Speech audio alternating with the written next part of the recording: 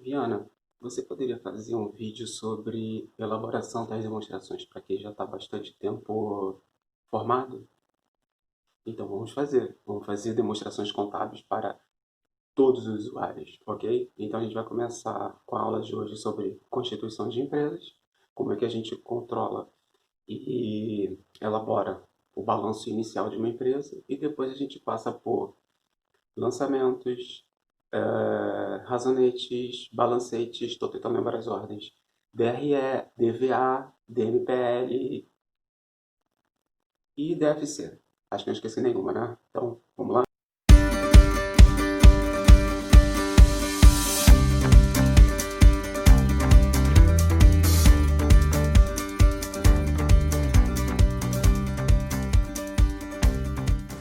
Então vamos lá. Essa coletânea vai ser para fazer elaboração das demonstrações contábeis. Então eu criei a minha empresa fictícia e aí na nossa empresa vai ter 5, 6 sócios, ok?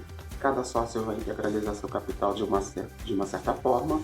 Então, a primeira dica que a gente tem que construir na nossa cabeça é, principalmente para quem está pensando em dar consultoria para a constituição de uma determinada empresa. Lembrando que o próprio balanço patrimonial, que representa o objeto de estudo da contabilidade, né, que é o patrimônio, então, como é que eu vou apresentar meu patrimônio? A demonstração mais caracterizada, né, mais popular é o balanço patrimonial. Que, na verdade, balança, lembra de balança mesmo, né, de equilíbrio das demonstrações de um patrimônio. Então é o equilíbrio patrimonial, equilíbrio do patrimônio. Que equilíbrio seria esse? Um equilíbrio sobre o lado positivo e o lado negativo do patrimônio. O lado positivo, bens e direitos. O lado negativo, as obrigações. Só que a gente precisa, nós, contadores, precisamos ficar no meio desses lados, ok? Por quê? Primeiro, que o patrimônio não é nosso. Então, segundo, que os bens e direitos não são nossos. E terceiro, as obrigações são nossas. São obrigações que nós temos com sócios e pessoas envolvidas com a empresa, que seriam os capitais terceiros, obrigações com pessoas fora da empresa, que são os meus fornecedores, salários, né, que representa toda a minha equipe de funcionários e por aí vai. Então, quando eu estou constituindo uma empresa, eu não tenho capital de terceiro nesse principal, né, nesse principal acontecimento, nesse principal fato. Então, quando eu tenho que apresentar essa constituição desse patrimônio, a primeira coisa que eu tenho que verificar é o aspecto jurídico da minha empresa, ok? Então depois a gente vai fazer umas aulas de fundamentos da contabilidade e a gente vai falar sobre Lei 6.404, CPC. Depois comenta aqui, pede essa videoaula que a gente elabora ali bonitinho. Mas por enquanto a gente tem que pensar no seguinte, olha, balanço patrimonial, ele apresenta a situação financeira da empresa, a situação patrimonial da empresa e a situação econômica. E o patrimônio líquido, que representa o nosso capital próprio, né? Esse patrimônio líquido, ele também tem um aspecto jurídico, ok? E aí vamos lá. Lado positivo, os bens e direitos. Lado negativo, as obrigações. Que obrigações são essas? Obrigações do contador com os donos da empresa, ok? Então, o contador, ele precisa de bens e direitos. Ele não vai tirar nada dele, do bolso dele, e vai recorrer a alguém.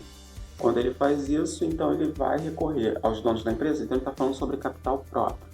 Então, é o capital próprio que a gente pega e elabora a constituição dos nossos bens e direitos. Então, a pergunta que você tem que fazer é o seguinte: quais são as obrigações que eu vou ter com os sócios? As obrigações que eu vou ter com os sócios são aquelas obrigações com aquilo que ele determinou na sua constituição, ou seja, aquilo que ele me entregou. Na hora que ele entregou aquilo para fazer a empresa, então é isso que eu tenho obrigação com ele, ok? E essa obrigação já vai ser aplicada lá nos nossos bens e direitos que são conhecidos como ativo. Para quem não sabe, o ativo também é conhecido como patrimônio bruto. E nesse momento, o patrimônio bruto é igual ao patrimônio líquido, porque todo o patrimônio bruto, todo o conjunto de bens e direitos é igual ao patrimônio líquido, porque 100% foi financiado pelos sócios, ok? Então já tem uma relação aqui de bens e direitos e o que foi constituído pelos donos da empresa, certo? Então vamos lá. Eu criei aqui 6 fictícios sócios. Sócio A, B, C, D, E e F. O sócio A ele integralizou a empresa com dinheiro, ok? Depois a gente vai ter o sócio B, ele integralizou o bem com aplicações de alta liquidez. O sócio C, ele fez a constituição da empresa, né? A integralização com mercadoria. O sócio D ele entrou com móveis e utensílios. O sócio E ele entrou com equipamentos de TI. E o sócio F ele prometeu integralizar dinheiro, ok? A gente vai ver toda essa composição como faz, mas nesse momento a gente precisa ter uma ideia do que seria esse enfoque jurídico, ok? E aí, vamos lá. Sócios que integralizados, ok. Sócios que ficaram a integralizar, todo final do exercício social, a gente precisa, como contador, verificar no contrato social, no estatuto social, né? Contrato se você tiver numa limitada, estatuto se você tiver numa SA, a gente precisa pegar esses documentos e verificar qual era a promessa de cada sócio, quando é que ele iria integralizar aquele capital. Então, aí de cara, nessa aula de hoje, a gente vai ter que entender o que é capital social subscrito, capital social integralizado e, por tabela, capital social integralizado, né? A gente precisa de encontrar esses 3 carinhos.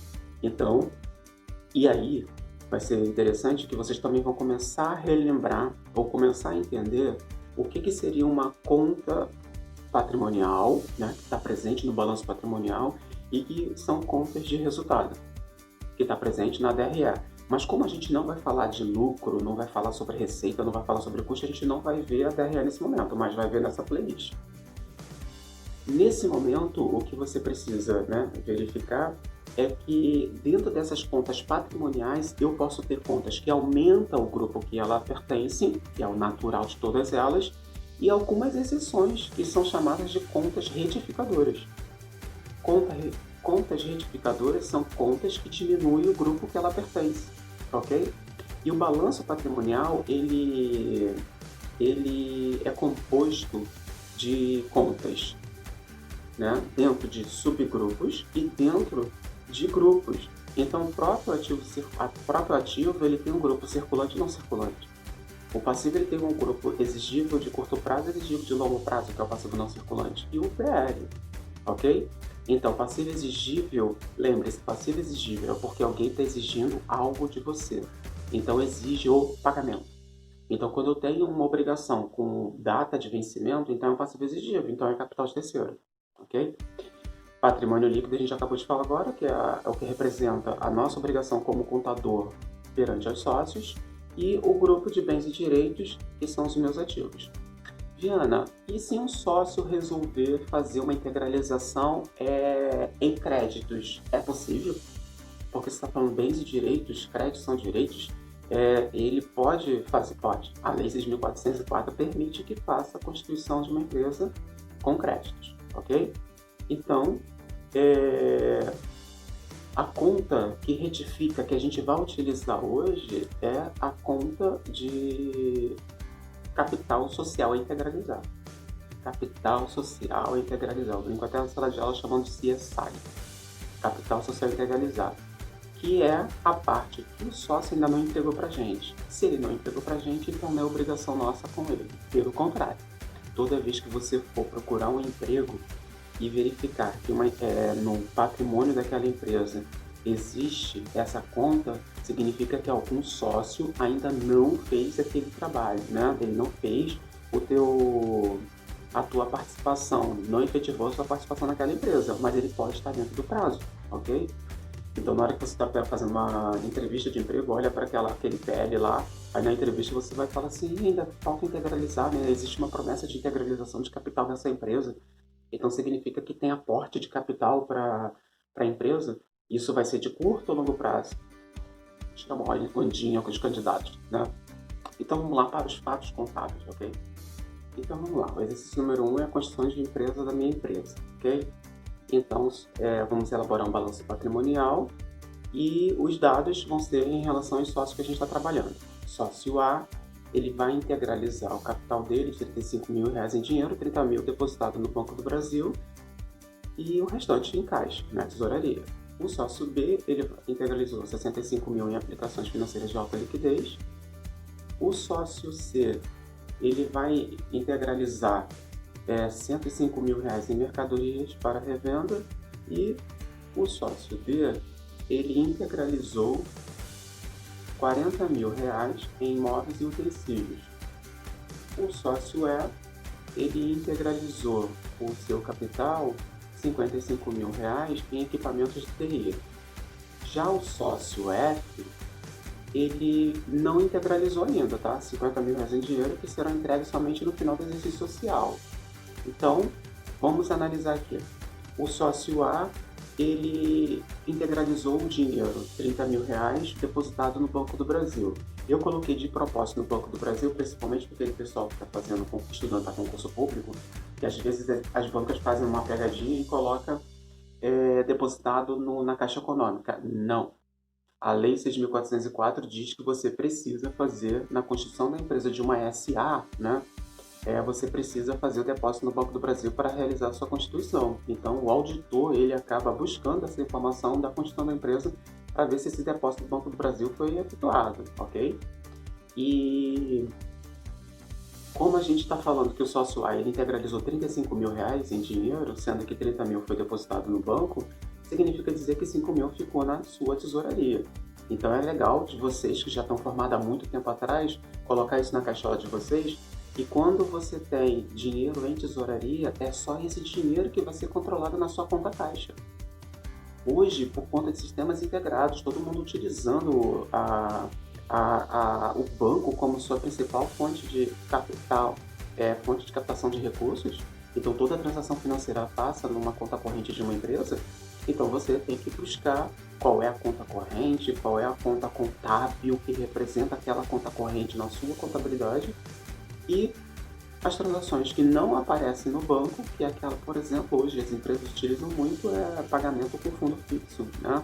São pequenos gastos para ajudar a administração da empresa, como passagem, almoços, xerox, né? Cartório.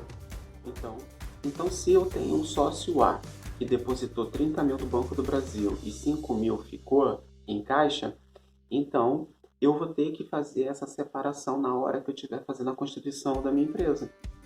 Como eu tenho alunos de ADM, alunos de economia, e que quando chega nesse momento de ter elaboração lá comigo, ficam encantados de querer entender todo esse processo, então o que eu faço? Eu primeiro começo uma aula com balanços sucessivos, para depois eles entenderem como é que faz o débito e crédito, ok? Que é o terror na área de contabilidade. Depois eu vou fazer um vídeo, eu só fico prometendo que vou fazer, mas eu tô fazendo, tá? Tá tudo anotado e os pedidos de vocês no comentário também. Então se inscreva, faça comentário, ativa os sininhos, que eu tô vendo que vocês não estão ativando os sininhos. Apega todo o conteúdo que a gente está fazendo à medida que vocês vão pedindo, ok? Esse daqui eu sei que vai bombar porque tem alunos formados e tem alunos iniciais que estão querendo fazer todo esse processo. Então, é um vídeo mais esperado do canal em relação à contabilidade, né? Então, vamos lá. Como é que eu começo a apresentar isso para a gente começar a entender? Rascunhando, ok? Então, a gente rascunha primeiro um balanço patrimonial para verificar depois como é que seria isso na prática da sua contabilização. Lembrando que é um rascunho, porque no processo de escrituração, eu preciso primeiro, utilizar da técnica que é identificar as contas. Então, vamos para a prática, vamos para uma empresa, para um escritório que está fazendo todo esse processo de constituição, eu preciso saber quais são as pessoas que vão e o que, os sócios, e o que cada um vai comprometer esse patrimônio. E aí eu preciso depois pegar o plano de contas daquela empresa para verificar qual é o código da conta que eu vou usar para cada um deles, porque cada um está subentendendo que vai entregar alguma coisa. O sócio C, ele falou que ia entregar 105 de mercadoria, 105 mil em mercadorias. E o sócio D, ele falou que é 40 mil imóveis e utensílios. Já dou uma dica para vocês, porque quando alguém já fala para você que um sócio vai entrar com mercadorias, essa empresa é uma empresa comercial. Ela está dizendo que aquele estoque ali é um estoque para venda, já que, por sua vez, ele está colocando lá móveis e utensílios. Então, por isso, quando alguém chegar para vocês e falar assim, compra de mesas no valor de R$10.000, debita, acredita? Faz a escrituração para mim, por gentileza. Você não precisa sair correndo fazendo uma contabilização, porque você precisa saber qual a atividade fim daquela empresa. Se aquela mesa que você está contabilizando, ela vai ser para revenda ou vai ser para uso. Se ela vai ser para revenda, então aquela mesa ela vai ser classificada dentro do ativo circulante estoque. Então, o estoque de mercadorias que a sua empresa tem é um estoque voltado para móveis, ok? Ah, não, vai ser para uso. Então, vai fazer parte do seu imobilizado, que está lá no seu ativo não circulante, ok? Então, como o sócio C já tem mercadoria, a gente já sabe que é uma empresa comercial, ok? E a gente está trabalhando na sua contabilização. Vai ser parte do nosso ativo circulante. Tá, ativo circulante, não circulante não é a nossa matéria aqui, a nossa matéria é de elaboração. Ativo circulante, não circulante, para classificar isso é contabilidade geral. Outros vídeos, ok? Então vamos lá. Vamos desenhar um patrimônio para a gente saber, um balanço patrimonial e saber como é que esses sócios estão comportando dentro dele, certo? Vamos começar o balanço patrimonial da empresa. De um lado, não, eu falei isso para vocês, do lado positivo e o lado negativo, que é o lado das nossas obrigações. Então, no lado positivo, a gente tem um ativo, né, que ele é classificado como circulante, que são todos os bens e direitos de curto prazo, o não circulante, e assim o passivo também é dividido. E fiquem atentos, tá? Com essa divisão que a gente está colocando ali. Ó. O passivo está mais recuado, o circulante está um pouco mais à frente, na mesma linha do não circulante, para a gente entender o que é grupo e subgrupos depois. E o patrimônio líquido, que vai representar o nosso capital próprio. E aí a gente tem o capital social subscrito, que no nosso caso ele é de R$350 mil, que é a somatória de tudo que os sócios resolveram fazer. O sócio A resolveu entregar R$35 mil, como 5 mil em caixa e 30 mil no banco, certo? Então, a constituição do sócio A está equilibrada, 35 de um lado e 35 do outro. Sócio B, ele integralizou 65 mil, foi a composição de capital dele, e ele entrou com a aplicação de alta liquidez. A aplicação de alta liquidez ela faz parte do disponível da empresa, ok? No valor de 65 mil. Diferente de aplicações financeiras, simplesmente sem alguém falar o que é o prazo dela. O sócio C, 105 mil. Então, ele entregou mercadorias no valor de 105 mil, que está fora do disponível, mas está dentro do ativo circulante. Sócio D entrou com 40 mil. E antes de a gente entrar na classificação dele, vamos falar dessa classificação do não circulante. Ele é composto de realizável a longo prazo, do grupo de investimentos, também tem aplicações financeiras ali dentro, tá? Dependendo do prazo. O próprio imobilizado e o intangível, certo? O sócio D, ele entrou com 40 mil reais no imobilizado, que foram móveis e utensílios. Também está equilibrado, certo? O sócio E, ele entrou com 55 mil reais também com imobilizado, que são os equipamentos, né, da área de TI, no valor de 75, equilibrado também. O sócio F, ele entrou com capital social a integralizar, porque a obrigação dele ainda não foi efetivada. Então, olha lá, conta retificadora de 50 mil. E aí a gente não tem um ativo para ele porque ele não entregou esse ativo para a gente. Então, o patrimônio líquido vai ser um total de 300 mil. A gente não tem passivo, então passivo mais PL vai ser 300 mil. E o total do ativo também no valor de 300 mil. Porque a gente não teve ainda a integralização do sócio de 50 mil, ok? Agora vamos para a contabilização, para ver como é que funciona isso. Debitei caixa no valor de 5 mil, débito de banco no valor de 30 mil, débito de aplicações de alta liquidez no valor de 65 mil, débito de mercadoria, né, 105 mil, débito de móveis e utensílios no valor de 40 mil, e débito de equipamentos de TI no valor de 55 mil reais. O sócio F entrou com débito de capital social integralizar, tá vendo que não é uma conta de ativo, no valor de 50 mil, e crédito de capital social subscrito, no total de 350 mil. E aí dá para a gente perceber, né, que o total do nosso débito está igual ao total do nosso crédito e fechou nossas contas. Agora, para a gente fechar o nosso raciocínio, o capital social subscrito foi no valor de 350 mil de acordo com o nosso contrato ou estatuto social, certo? Já o capital que realmente foi prometido a ser entregue do sócio F é de 50 mil e a gente contabilizou ele. Ele fica com sinal negativo por causa do balanço patrimonial, certo? Que é uma conta retificadora. Mas na escrituração não, né? Pelo amor de Deus. E aí, por tabela, a gente consegue encontrar o capital social integralizado, que é no valor de 300 mil. Então, cuidado na hora de uma pergunta de prova. O capital social integralizado ele não tem uma conta. Você consegue entender quando você tem o confronto entre as duas contas. Capital social subscrito menos o integralizado. Agora deu para entender, certo? Então, agora a gente já tem a composição inicial da nossa empresa. Logo em seguida, a gente vai vir com o ano 2. Então, esse ficou como o ano 1, que é o ano de constituição da nossa empresa, e o ano 2, agora vai vir alguns fatos contábeis para a gente começar a trabalhar nele, ok? Então, próxima aula, a gente já vai falar sobre lançamentos contábeis, ok? E aí a gente vai ver como é que se comporta essa questão dos débitos e créditos.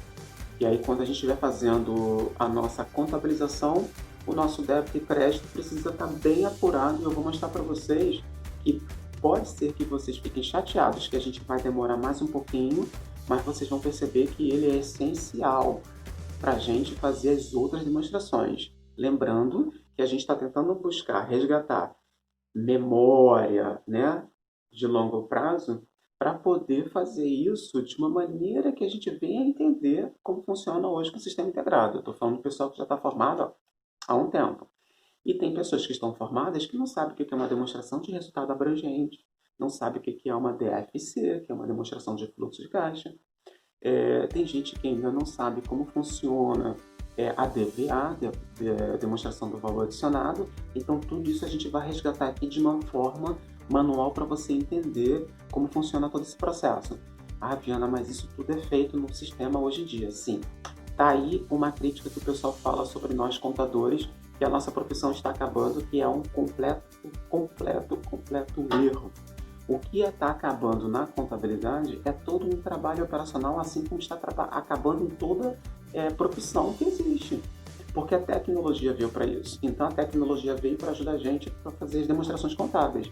Mas em que o contador evoluiu com a tecnologia? A gente deixou de trabalhar com o corpo e agora está trabalhando com a mente.